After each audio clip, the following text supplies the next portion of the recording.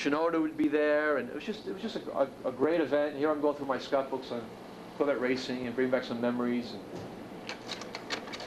And then I came up with the idea. My father worked for the New York Times for 42 years in advertising. He goes, Kevin, the best way, besides your mouth, would you like to talk, is to show people the kind of work that you do, your talent.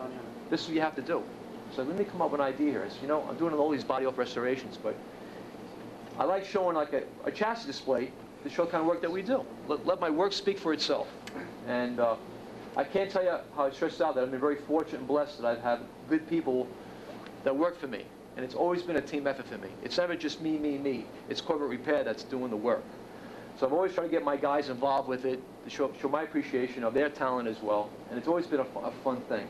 So we came up with this idea of taking a chassis, putting a steering column on it, putting a clutch and brake pedal on it, putting bumpers on it, and driving the thing on the street. It was a big hit. I've never had a problem with a cop. I would drive that thing, not too far, but in my local area, and they didn't bother me. It was the most amazing thing. And it was a lot of fun. We put parades together. Here I'm going up and down the block. Matter of fact, the shop that I'm in now is on the Denton Street. And we are just carting it around, and it's probably the worst, most important, you're laughing at, Chip. It's great. It's great. That thing was such a terror driving the thing. World's most expensive go-kart.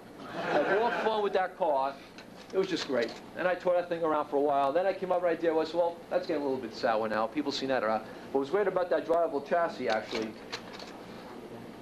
the first time I debuted it was at Bloomington. And people really enjoyed it. And then I took it to a show locally in Long Island. And what I did was, something, I'm going to make a real big hit. I'm going to have the thing flatbedded over to a show. Drop it about a block away, and I want to drive up there doing 80 miles an hour. The whole entire show, I'm not kidding, the whole entire show literally left the grounds and go in the middle of the street, me going back and forth on the highway with this car. It was unbelievable. People would stop traffic. I mean, just this lunatic driving this car all over the street. Then we came up with the idea of doing a suspended body exhibit. This is at Bloomington in 1992. The last year, the big one of Bloomington, great event. And another car I was involved with is called the Bounty Hunter car, which is owned by a guy named Brian Skelton over here in New Jersey. And here we are doing a suspended body exhibit, and that was just a real nice educational display, and just a great thing. From there, we came up with another idea. It's at Carlisle in 1995. Chip and Bill Miller debuted another car called a cutaway Corvette, actually taking a car, cutting it right down the middle. And people go, what do you mean you got to cut it down the middle? I said, yeah, I'm going to do a cutaway Corvette, Chip. Let's just debut it at your show. What a great event. And it was a big hit. We just had a ball doing it. And this Corvette Mike, this is at Boston a couple of years ago. I took him for a little ride in that thing, a ride from hell. I couldn't get the grin off his face. We just had a ball with the thing. It was great about that. You open up the door on the right side, the dome light will go on, the headlights go on one side, the brake lights will go on one side. It was just a fun thing to do. Yeah. This Chip and I's about a year ago, Chip. This is Chip's 66 4¼ coupe. Hopefully one day this will be published in a magazine. We don't know yet, but Chip came down for the first time and he was in for a detail. In for a little detail, and we got a little bit carried away there, and just great. This is the 1968 Le Mans Corvette that's owned by Mike Yeager. And what we did was, this is at the Fun Fest a couple of years ago, and Mike had no idea we were going to do this. And I called up Tom Christman at the time, who was running the event. I go, Tom, it's Labor Day weekend. If you want, I'll put together a chassis in about 2 weeks for you. Done. You got to be kidding me. I said, I thought about it. My guys really want to, they like a challenge. So I had my whole entire crew of 6 guys do the whole entire thing from start to finish in a couple of weeks. And we brought it down there. Matter of fact, Bobby Tringali brought it down there for us. We put on this rotisserie thing. We had it all covered up.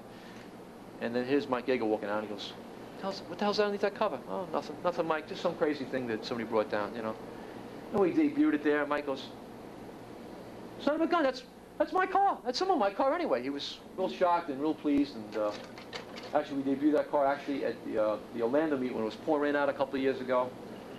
And that's the car done, actually. That's at my garage in Effingham, Illinois. And I know Mike's real happy with it. Okay. This is a great story. That Corvette is, you know what that Corvette is? Anybody guess what that Corvette is? That's the Rebel Corvette when I found it in a junkyard. Wow. Believe it or not. The car was a complete car, had a 1973 nose on the front of it. The car just sat out there. boy for probably about 15 years. Traced it back. Complete car. You would never know it's a Rebel Corvette. And basically, that car was on the cover of Corvette News publication. And on the back window is a little decal you'll see on the lower part, on the left-hand side. I don't know if you guys can see that carefully.